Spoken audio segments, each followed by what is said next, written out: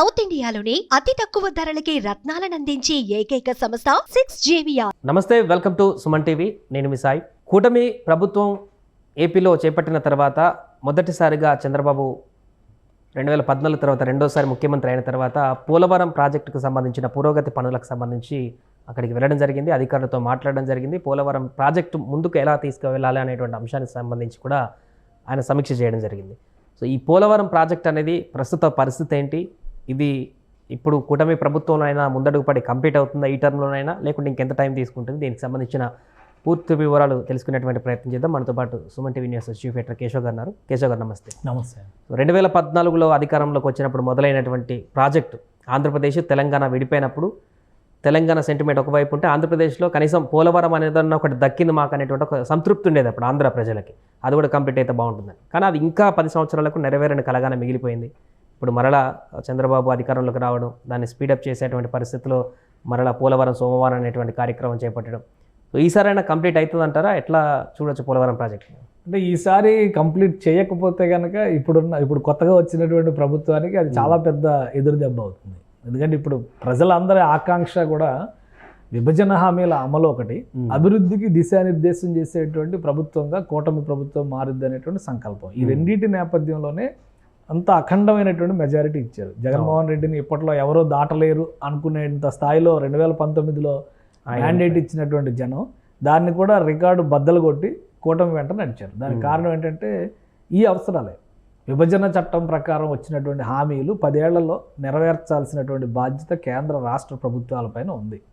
వాటిని అమలు చేసేటువంటి క్రమంలో కొద్దో గొప్ప ఒక అడుగో అరడుగో 2014 నుంచి 19 మధ్య ఉన్నటువంటి తెలుగుదేశం ప్రభుత్వం ముందుకు వేసిందని ఒప్పుకొని తీరాల్సిందే.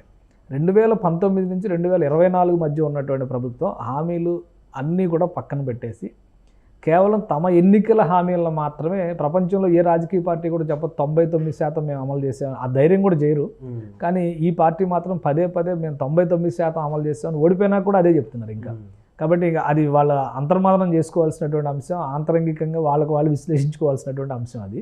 ఇదే 10 ఏళ్ల విభజన చట్టం ఇచ్చినటువంటి అనేక ప్రొటెక్షన్స్ ఇప్పుడు మనకు పోయినాయి.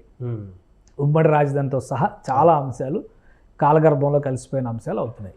సో ఇప్పటికైనా కానీ ఇప్పుడు ఒక అవకాశం మనకి, ఒక అవసరం కూడా ఉంది. ఇప్పుడు మనకు చేసుకోకపోతే చాలా ఇబ్బందులు పాలయ్యేటువంటి ప్రమాదం ఉంది. సో గతంలో జరిగినటువంటి పరిణామాలను ఒకసారి మనం విశ్లేషించి చూస్తే చంద్రబాబు నాయుడు గారి ప్రభుత్వం ప్రతి వారం సోమవారం పోలవరం అని చెప్పని ఒక నినాదం పెట్టుకొని 24 hours సీసీ కెమెరా సర్వైలెన్స్ అక్కడ ఏర్పాటు చేసింది ప్రభుత్వం. చంద్రబాబు నాయుడు గారు అక్కడ ప్రాజెక్ట్ దగ్గరికి వెళ్ళడం అనేది ఉండేది కాదు. చంద్రబాబు నాయుడు గారు సెక్రటేరియట్లో కూర్చుని అక్కడి నుంచి రియల్ టైం గవర్నెన్స్లో భాగంగా అక్కడి నుంచి త్రూ సీసీ కెమెరాలతో జరుగుతున్నటువంటి పనులు పర్యవేక్షిస్తూ అధికారులతో ఇంటరాక్ట్ అయ్యి అవసరమైనటువంటి డైరెక్షన్స్ ఇచ్చేవాళ్ళు. ప్రతి సందర్భంలో ఆయన వెళ్ళింది కాదు. కాకపోతే ఏంటంటే పనులలో కీలక దశలు వచ్చినప్పుడు, ఇప్పుడు రిటైనింగ్ డయాఫ్రమ్ వాల్ ఉంది, ఒక కాంక్రీట్ రికార్డు స్థాయిలో కాంక్రీట్ వేసి నిర్మాణం చేశారు ఆ రోజుల్లో. సో ఆ సందర్భంలో ఆయన వెళ్ళి రావడం, అంతర్గతమైనటువంటి సొరంగ మార్గం ఏర్పాటు చేసినప్పుడు ఆయన వెళ్ళి రావడం, అట్లాంటి కొన్ని అకేషన్స్గా ఆయన వెళ్ళారు. పనులు జరుగుతున్నటువంటి తీరును పర్యవేక్షించారు. సో ఆ క్రమంలోనే 72% పోలవరం నిర్మాణం. ఇప్పుడు పోలవరం నిర్మాణాన్ని మనం 2 భాగాలుగా చూడాలి. ఒకటి ప్రాజెక్ట్ నిర్మాణం, రెండోది పునరావాస ప్యాకేజీ. పునరావాస ప్యాకేజీకి సంబంధించినటువంటి స్థలాలు కానీ భూములు కానీ ఇవన్నీ కూడా ప్రభుత్వం ఒక హామీ ఇవ్వడం ద్వారా, అక్కడ కూడా ల్యాండ్ పూలింగ్ విధానం ద్వారానే చాలా వరకు భూసేకరణ జరిగింది. అయితే వాళ్ళకి ఇస్తామని చెప్పినటువంటి ఆ పరిహారం ఏదైతే ఉందో అందులో ప్రాజెక్టులో భాగంగా కేంద్రం సహకరించాలా లేదా రాష్ట్ర ప్రభుత్వమే దాన్ని సమకూర్చుకోవాలా, ఈ చర్చ దగ్గర చంద్రబాబు నాయుడు గారికి కేంద్ర ప్రభుత్వానికి అక్కడ కాన్ఫ్లిక్ట్ వచ్చింది. అదే సమయంలో పోలవరం కోసం దాదాపు 4,000 కోట్లు 5,000 కోట్లు రాష్ట్ర ప్రభుత్వం ఖర్చు చేసి ఆ బిల్స్ రీయింబర్స్మెంట్కి కేంద్రానికి పెడితే దాని నిధులను కేంద్రం రిలీజ్ చేసేది. ఆ సమయంలో బాగా ఎక్కువ వినిపించినటువంటి ఇంకొక పేరు ఏంటంటే యూసీల గురించి చర్చ జరిగింది. అంటే యూటిలైజేషన్ సర్టిఫికేట్స్ ఇస్తే ప్రభుత్వం నిధులు విడుదల చేస్తుంది అని పదే జీవీఎల్ నరసింహారావు గారు విజయవాడ వచ్చో వైజాగ్ వచ్చో ఇంత తగ్గేసి వెళ్ళిపోతూ ఉండేవాళ్ళు. ఇక ఆ విసిగిపోయినటువంటి దశలో ప్రత్యేక హోదా అనేది కూడా కరిగిపోయిందనేటువంటి ఆవేదనలో కూటమిలోంచి తెలుగుదేశం పార్టీ ఆ రోజు బయటకు వచ్చింది. ఇప్పుడు మళ్ళీ అటువంటి చర్చ రాకూడదు కాబట్టి ఇప్పుడు కొత్తగా ఏర్పడినటువంటి ప్రభుత్వానికి కేంద్ర ప్రభుత్వానికి ఒక అండర్స్టాండింగ్ ఖచ్చితంగా ఉండి తీరాల్సిన పరిస్థితి ఉంది కాబట్టి పోలవరాన్ని స్పీడప్ చేయాలనేటువంటి నిర్ణయానికి వచ్చారు. ఇప్పుడు మొత్తం పోలవరం నిర్మాణానికి వీళ్ళు అంచనా వేసింది ఒక 55,000 కోట్ల వరకు అంచనా వేసి అందులో 20,000 కోట్లే ప్రాజెక్ట్ నిర్మాణానికి అయ్యే ఖర్చు, మిగతా 30,000 కోట్లు పునరావాస ప్యాకేజీల కింద ఇవ్వాల్సిన అంశాలే ఉన్నాయి.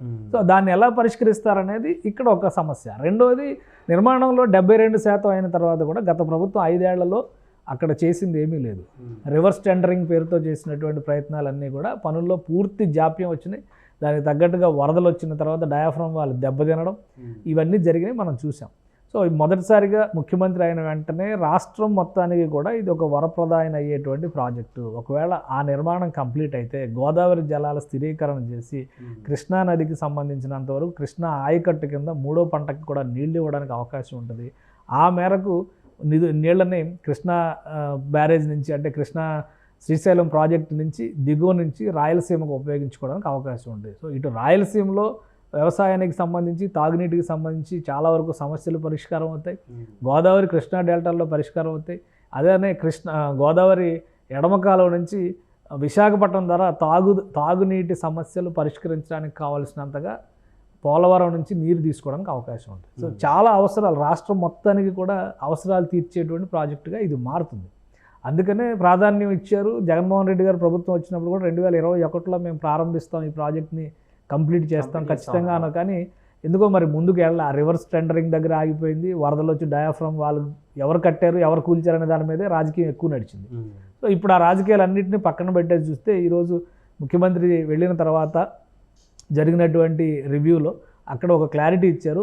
485 మీటర్ల మేర, అంటే ఒక 1/2 కిలోమీటర్ పొడవున డయాఫ్రమ్ వాల్ దెబ్బతింది. అది కూడా ఒకే చోట దెబ్బతినలేదు, అక్కడక్కడ ఆ జోన్స్, ఆ బ్లాక్స్ని ఆల్రెడీ వాళ్ళు ఏ రీచ్లో దెబ్బతిందో అదంతా కూడా ఐడెంటిఫై చేసి అదంతా ముఖ్యమంత్రి ప్రజెంటేషన్ ఇచ్చారు. ఇప్పుడు దాన్ని ఎలా రీఫిల్ చేస్తారు, డ్యామేజ్ అయిన వాటిని పునరుద్ధరించడం ఎలాగా, వాటర్ అక్కడ వచ్చిన మళ్ళీ ఆ నిర్మాణాలు చేసేటువంటి క్రమంలో నీరు అదంతా కూడా ముంచెత్తకుండా జాగ్రత్తలు తీసుకోవాల్సి వచ్చేది వర్షాకాలం మళ్ళీ.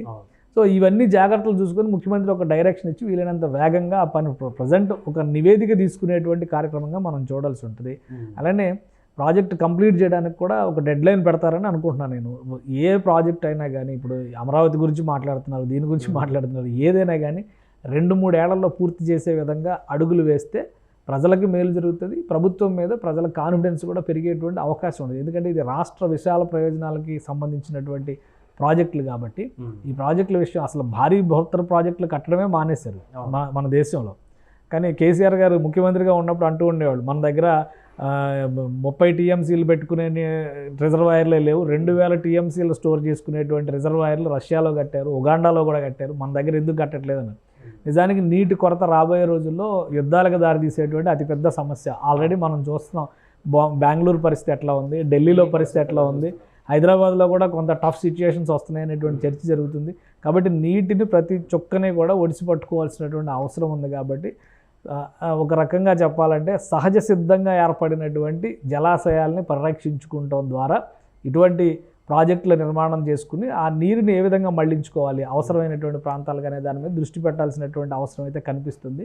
ఇది ఒక మొదటి అడుగుగా చూడాలి మనం. ఎందుకంటే ముఖ్యమంత్రిగా బాధ్యతలు తీసుకున్న వెంటనే ఆయన ఒక టాప్ ప్రయారిటీ కింద తీసుకున్నారు. ఫస్ట్ విజిట్ ఒక రకంగా బయట జిల్లాలోకి ముఖ్యమంత్రిగా ఆయన రాజధాని ప్రాంతం నుంచి తరలి వెళ్ళింది. మొదటి విజిట్ పోలవరమే పెట్టుకున్నారు.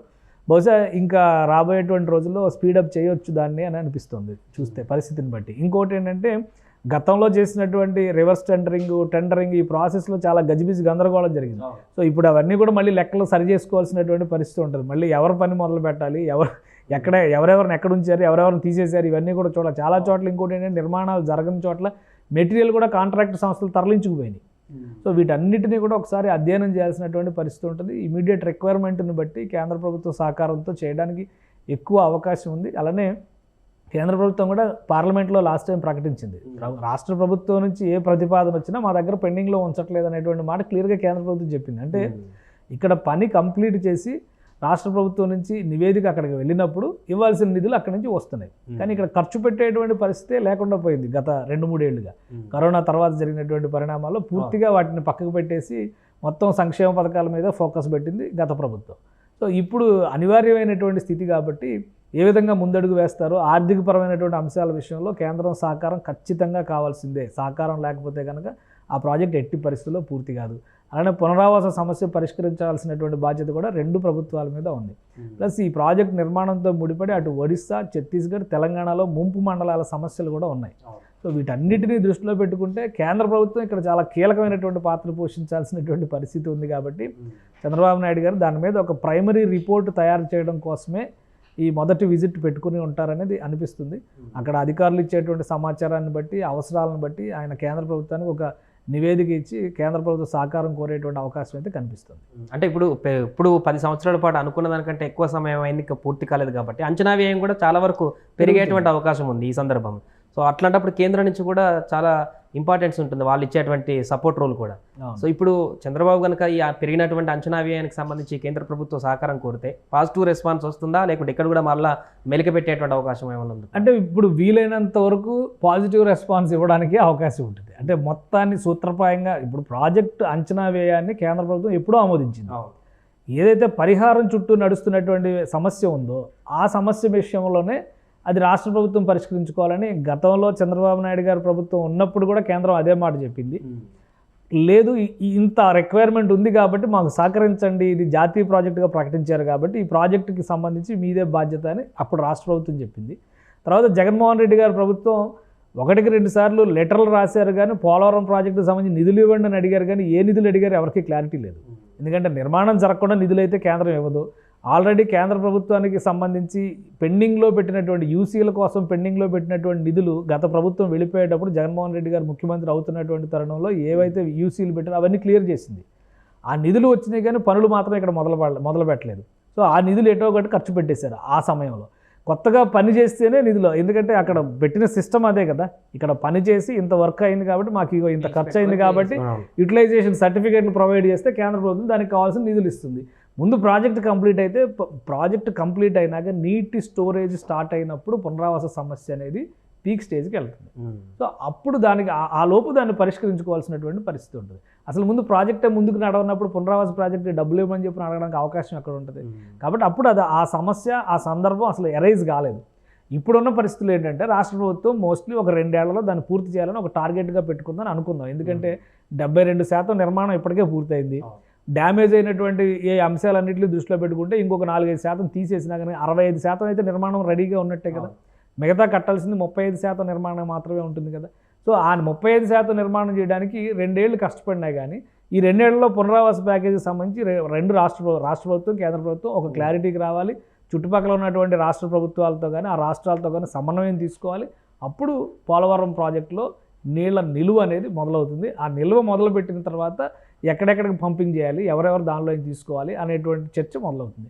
సో కేంద్ర ప్రభుత్వం ఇప్పుడు సమన్వయం చేయాల్సింది ఏంటంటే, జాతీయ ప్రాజెక్టుగా పోలవరాన్ని ప్రకటించినటువంటి నేపథ్యంలో విభజన చట్టంలో చట్ట ప్రకారం ఇచ్చినటువంటి హామీ, ఎందుకంటే ప్రత్యేక హోదా అనేది ప్రత్యేకంగా హామీ రూపంలో పెట్టలేదు, నోటి మాట రూపంలో రాజ్యసభలో అప్పటి ప్రధానమంత్రి ఇచ్చినటువంటి మాట మాత్రమే. సో అది చెల్లుబాటు అవుతుందా లేదా అనేది ప్రస్తుతానికి పక్కన పెడదాం. చట్టం అయితే చెల్లుబాటు అవ్వాలి కదా. కాబట్టి ప్రాజెక్ట్ నిర్మాణానికి కావాల్సినటువంటి నిధులు అయితే ఖచ్చితంగా కేంద్ర ప్రభుత్వం సహకరించేటువంటి అవకాశాలు ఎక్కువగా ఉన్నాయి. సుమన్ టీవీలో మీ పర్సనల్ అండ్ బిజినెస్ ప్రమోషన్స్ కోసం కింది నెంబర్కి కాంటాక్ట్ చేయండి.